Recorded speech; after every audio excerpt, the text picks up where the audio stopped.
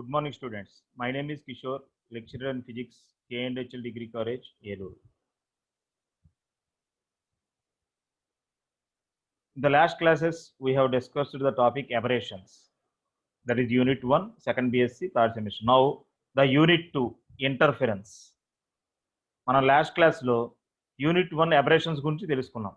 ఇప్పుడు మన unit 2 next ఏంటన్నమాట topic వచ్చేసరికి ఇంటర్ఫెరెన్స్ అనమాట. ఓకే, ఇంటర్ఫెరెన్స్ దీన్ని తెలుసుకునే ముందు ఒక బ్రీఫ్ ఇంట్రడక్షన్ మనం చిన్న చిన్న వేవ్ ఫ్రంట్ అంటే ఏంటి వీటి గురించి తెలుసుకున్నాం. వేవ్ ఫ్రంట్ అంటే ఏంటి? A point source generate waves which spread out in free space with equal velocities in all directions. A point source generate waves which spread out in free space with equal velocities in all directions. మనం ఒక point source తీసుకున్నాం అనుకోండి, మన source తీసుకున్నప్పుడు దాంట్లో వచ్చేసరికి light waves అన్ని డైరెక్షన్లోకి equal వెలాసిటీతో spread అవుతూ ఉంటాయి. ఒక పాయింట్ సోర్స్ తీసుకుంటే అన్ని డైరెక్షన్లోకి మనకి ఏమవుతూ ఉంటాయి అనమాట, ఈక్వల్గా మనకి స్ప్రెడ్ అవుతూ ఉంటుంది. The locus of all points in the same state of vibration is called wavefront. The locus of all points in the same state of vibration అంటే ఒకే స్థితిలో ఉంటాయి, వైబ్రేషన్ ఒకే వైబ్రేషన్ స్థితిలో ఉన్న అన్ని పాయింట్స్ కలపగా వచ్చిందని ఏమంటారన్నమాట, మనం వేవ్ ఫ్రంట్ అని పిలుస్తారన్నమాట. ఫర్ ఎ పాయింట్ సోర్స్, మనం పాయింట్ సోర్స్ కనుక తీసుకుంటే వేవ్ ఫ్రంట్ ఎలా ఉంటుంది, స్పెరికల్ షేప్ లో ఉంటుంది. For a point source the wave front is spherical.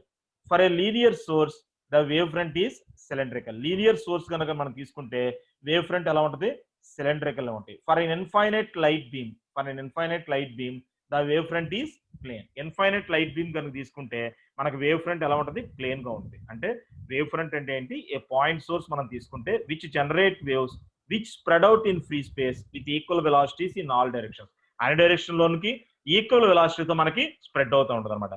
The locus of all points in the same state of vibration is called wavefront. Wavefront అంటే the locus of all points, అన్ని points ఏ points కి అయితే same state of vibration ఒకే స్థితిలో vibrate అవుతూ ఉంటాయో దాన్ని అన్ని points కలిపితే మనం ఏమంటారు అనమాట, వేవ్ ఫ్రంట్ అని పిలుస్తారు అనమాట.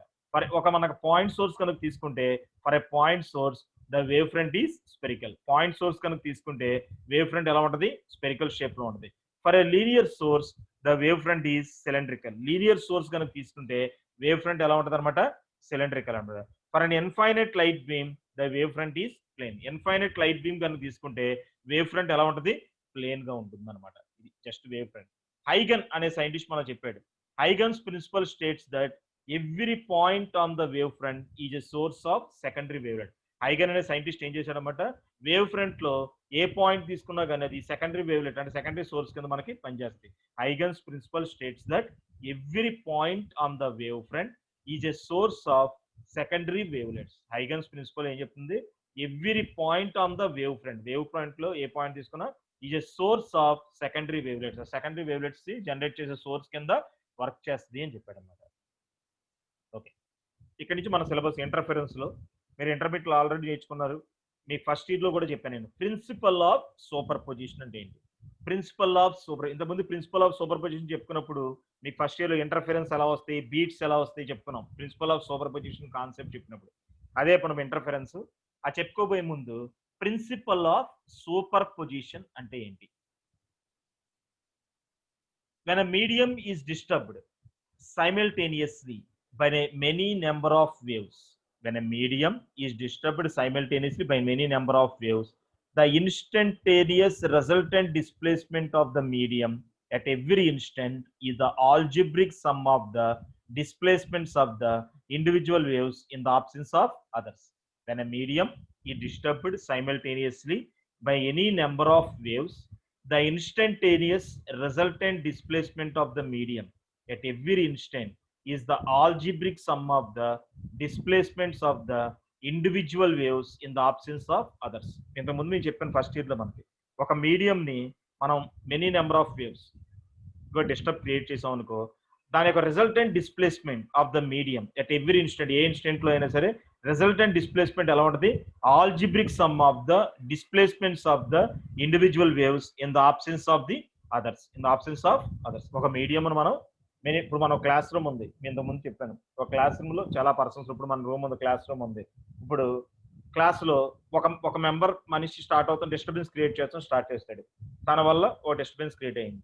నెక్స్ట్ అతను మాట్లాడుతున్నాడు, రెండోవాడు మాట్లాడతాడు, తన వల్ల ఇంకో డిస్టర్బెన్స్, మూడోవాడు మాట్లాడతాడు, మూడోవాడు డిస్టర్బెన్స్. క్లాస్ మొత్తం లెక్కేసుకుంటే algebraic sum of the 3 members అందరి వల్ల వచ్చిన డిస్టర్బెన్స్ అని చెప్పుకుంటావా.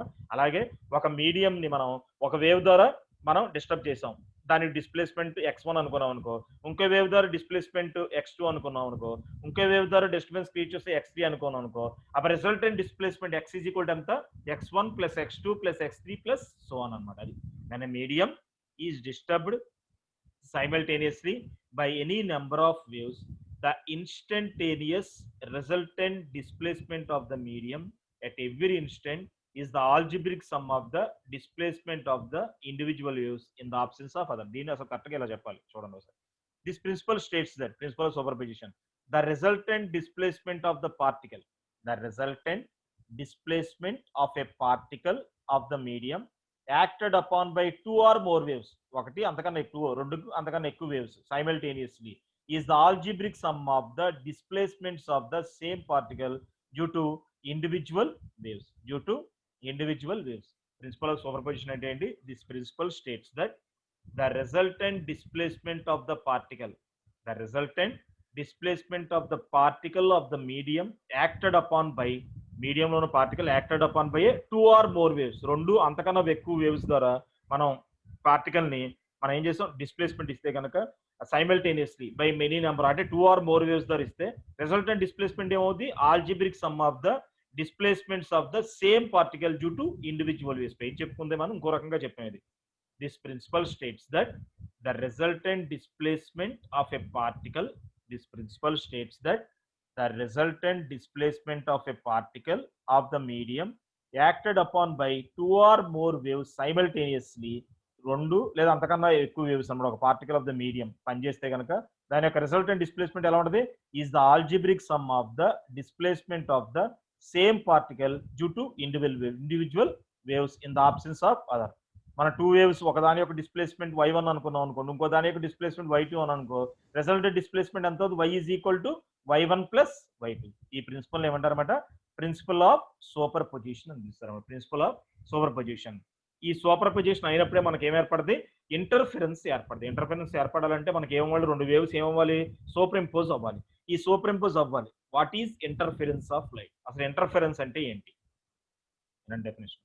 when two waves superimpose on each other, when two waves superimpose on each other, when two waves superimpose on each other, the resultant intensity in the superposition region is the different from the intensities of the individual waves. When two waves superimpose on each other, రెండు waves ఒకదానికొకటి అధ్యారోపణం అంటాం తెలుగులో. రెండు waves ఏమని అధ్యారోపణ super impose అయినాయి on each other అయితే కనుక దాని యొక్క resultant intensity in the super position region is different from the intensities of the individual waves. Individual అంటే ఒక దాని యొక్క ఇంటెన్సిటీ I1 అనుకున్నాం అనుకో, ఇంకో దాని యొక్క ఇంటెన్సిటీ I2 అని అనుకున్నాం. ఆ రెండు వేవ్స్ సూపర్ ఇంపోజ్ అయినాయి. ఆ వచ్చే రిజల్టెంట్ ఇంటెన్సిటీ, రెండు వేవ్స్ సూపర్ ఇంపోజ్ అవుగా వచ్చిన ఇంటెన్సిటీ ఉంటది కదా, అది డిఫరెంట్ గా ఉంటది ఆ ఇండివిజువల్ వేవ్స్ తో పోల్చుకుంటే. అప్పుడు this phenomenon is known as interference అని పిలుస్తారు అన్నమాట. when two waves superimpose on each other, when two waves superimpose on each other, the resultant intensity in the superposition region is different from the intensities of individual waves. When two waves superimpose on each other, the resultant intensity in the superposition region is different from the intensities of individual waves. This phenomenon is known as interference. అర్థమైంది concept. మనకి interference జరగాలంటే రెండు తరంగాలు అధ్యారోపణం చెందాలి. రెండు waves ఏమి ఇవ్వాలి, super impose అవ్వాలి. సూపర్ ఇంపోజ్ అవగా వచ్చిన రిజల్టెంట్ ఇంటెన్సిటీ ఉంటుంది కదా, ఇప్పుడు ఒక వేవ్ కి ఇంటెన్సిటీ ఉంటుంది, ఒక వేవ్ కొంత ఇంటెన్సిటీ, రెండు కలపగా రెండు వేవ్స్ కి ఒక ఇంటెన్సిటీ ఉంటుంది కదా, ఆ ఇంటెన్సిటీ ఎలా ఉంటుందంట, ఇండివిజువల్ వేవ్స్ ఇంటెన్సిటీతో పోల్చుకుంటే డిఫరెంట్ గా ఉండాలన్నమాట. అలా జరిగితే అప్పుడు ఆ ఫెనామినన్ ఏమంటారన్నమాట, ఇంటర్ఫరెన్స్ అంటారన్నమాట. చూడండి దీని రెండు రకాలు ఉంటాయి, constructive interference, destructive interference. Constructive interference అంటే ఏంటి, వెన్ ద క్రస్ట్ ఆఫ్, ఇప్పుడు మనకు వేవ్ లో క్రస్ట్ ట్రఫ్ అంటారు తెలుసు కదా, క్రస్ట్ ట్రఫ్ వేవ్ ఇలా ఉందనుకో, దాంట్లో పేదాన్ని క్రస్ట్ అంటారు, కింద ఏమంటారు ట్రఫ్ అంటారు తెలుసు కదా. ఇలా వేవ్ ఉందంటే కనుక పేదాన్ని క్రస్ట్, కింద ఏమంటారు ట్రఫ్ అంటారు. Crest of one wave falls on the crest of the other.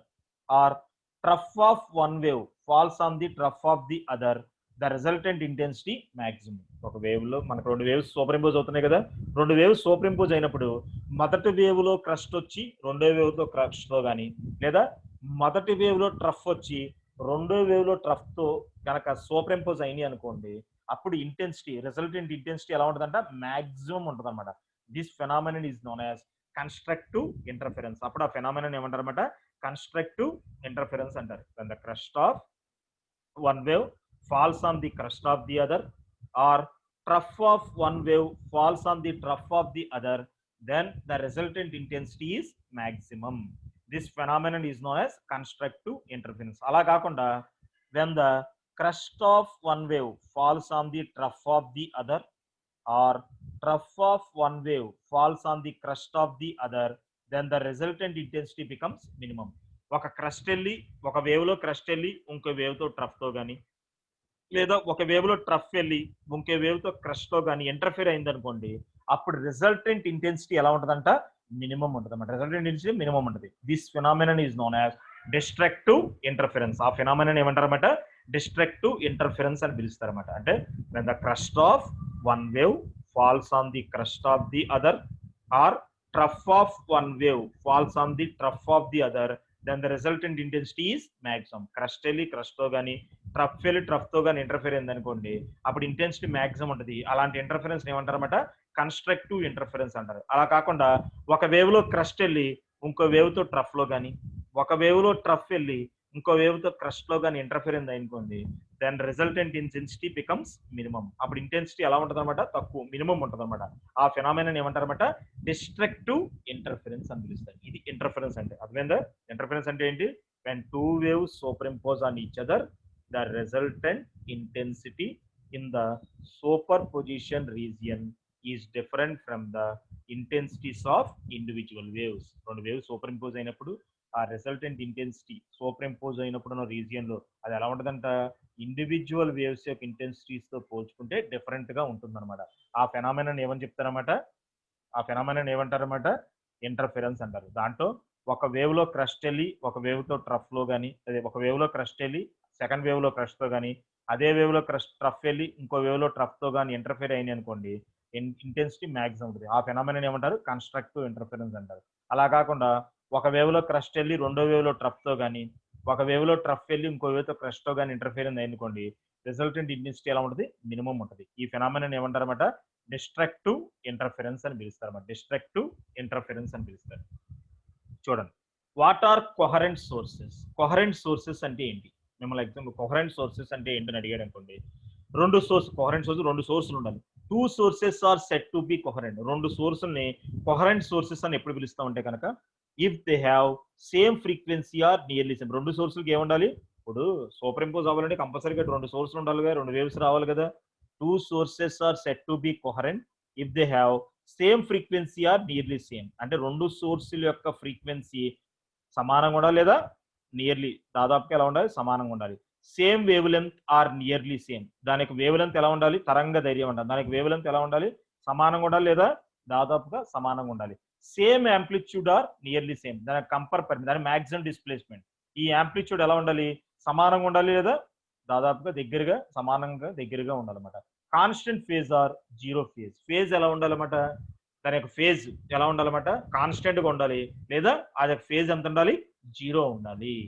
అంటే two sources are set to be coherent. రెండు సోర్సులు కొహరెంట్ అని ఎప్పుడు అంటాం అనమాట, two sources are set to be coherent if they have same frequency or nearly same, same wavelength are nearly same, same amplitude are nearly same, constant phase or zero phase. రెండు సోర్సుల్ని coherence అని ఏమంటారన్నమాట, దానికి ఎలా ఉండాలి, రెండు ఫ్రీక్వెన్సీలు వాటి రెండు వేవ్స్ యొక్క ఫ్రీక్వెన్సీ అంటే రెండు సోర్సెస్ యొక్క ఫ్రీక్వెన్సీలు సేమ్ గా ఉండాలి, nearly same. Same frequencies are nearly same, same wavelength are nearly same, same amplitude are nearly same, constant phase or zero phase అనమాట. Constant phase or zero phase అని పిలుస్తాం. దీని బెస్ట్ ఎగ్జాంపుల్ ఏంటనమాట, laser light is an example of coherent sources. Laser light కి వచ్చేసరికి వాటి యొక్క ఎలా ఉండాలన్నమాట, laser light is an example of coherent. అది సౌండ్ వేవ్స్. ఇవి కూడా ఈ రెండు కూడా మన కొహరెంట్ సోర్సెస్ కి బెస్ట్ ఎగ్జాంపుల్ కింద మనం చెప్పుకుంటాం. మన కొహరెంట్ సోర్సెస్ కి బెస్ట్ ఎగ్జాంపుల్ కింద చెప్పుకుంటాం. ఒకసారి example, spatial coherence temporal coherence అని పిలుస్తారు. Spatial coherence, temporal coherence. Spatial coherence, temporal coherence అంటే ఏంటి? If the phase difference for any two fixed point, if the phase difference for any two fixed points in a plane normal to the wave propagation does not vary with time, then the wave is said to be exhibit spatial coherence. If the phase difference for any two fixed points, ఏదైనా రెండు points కనుక తీసుకుని లేదా రెండు waves కానీ వాటి యొక్క phase difference ఎలా ఉండాలి? In a plane normal to the wave propagation, అంటే దాని యొక్క ఏ ప్లేన్ లో ఉండాలి? Normal to the wave propagation లో కనుకుంటే does not vary with time, time తో పాటు కనుక చేంజ్ అవ్వకపోతే then the wave is set to be exhibit spatial coherence. అప్పుడు ఆ వేవ్ ఏం చేస్తుందన్నమాట అంటే టైం తో పాటు అది చేంజ్ అవ్వకూడదు అంట. ఆ వేవ్ ప్రాపగేషన్ వల్ల టైం తో పాటు కనుక చేంజ్ అవ్వకపోతే దాన్ని ఏమంటారన్నమాట? స్పేషియల్ కోహరెన్స్ అని పిలుస్తారు. Spatial coherence. ఈ డెఫినేషన్స్ ఇవి. If the phase difference for any two point fixed points in a plane normal to the wave in a plane ఎలా ఉండాలి? Normal to the wave propagation does not vary with time, time తో పాటు కనుక change అవ్వకపోతే then the wave is set to exhibit spatial coherence. అప్పుడు wave ఏం చేస్తున్నాడు? Spatial coherence చేస్తున్నట్టు అనమాట. Spatial coherence is a measure of spatial coherence is a measure of the correlation of the light waves, the correlation of the light waves phase at different points transverse to the direction of propagation. Spatial coherence is a measure of the correlation of light waves phase at different points transverse to the direction of propagation. Simple చెప్పాలంటే it tells us how uniform the phase of wavefront is. ఆ wave front యొక్క phase ఎలా ఉంది అని చెప్పేదాన్ని ఏమంటారు అన్నమాట? Spatial coherence అంటారు.